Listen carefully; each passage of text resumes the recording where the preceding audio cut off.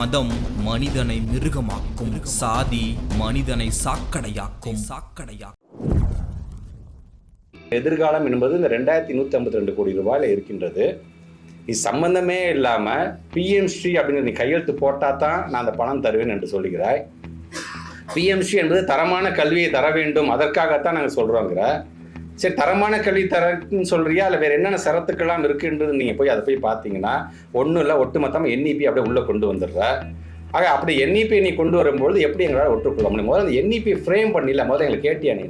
எங்களை யாராச்சும் கூப்பிட்டே இந்த ஸ்டேட்லேருந்து ஒவ்வொரு ரெப்ரஸன்டேஷன் வாங்கப்பா, நம்ம உட்காந்து பேசலாம். கன்கரண்ட் லிஸ்ட் தானே, அது பேர் ஒத்திசைவு பட்டியல் தானே. அது ஒத்திசைவு பட்டியலாம் நீ நானும் உட்காந்து பேசி தீர்க்க வேண்டியதானே.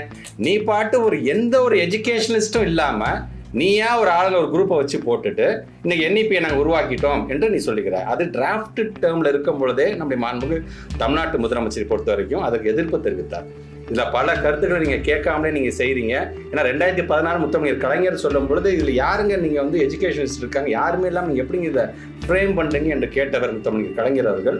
இன்னைக்கு அந்த வழியில் நாம் வந்து நீங்கள் யாரை கேட்டுட்டு இதை செஞ்ச அப்படிங்கிறதான் இன்னைக்கு நான் கேட்க நான் விரும்புகிறேன்.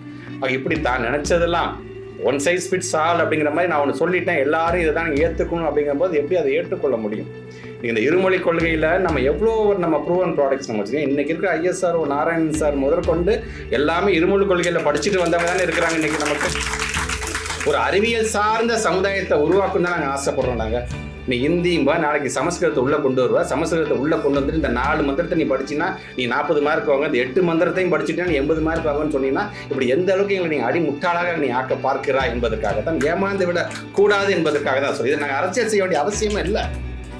இன்றைக்கி நான் மைக்கில் நான் பேசினா கீழே ஒரு ஆங்கில புத்தகத்தையும் மேலே ஒரு தமிழ் புத்தகத்தையும் தம்பி வச்சிருக்கேன். இதுவே இருமொழி கொள்கைக்கான ஒரு சான்றாகத்தான் நான்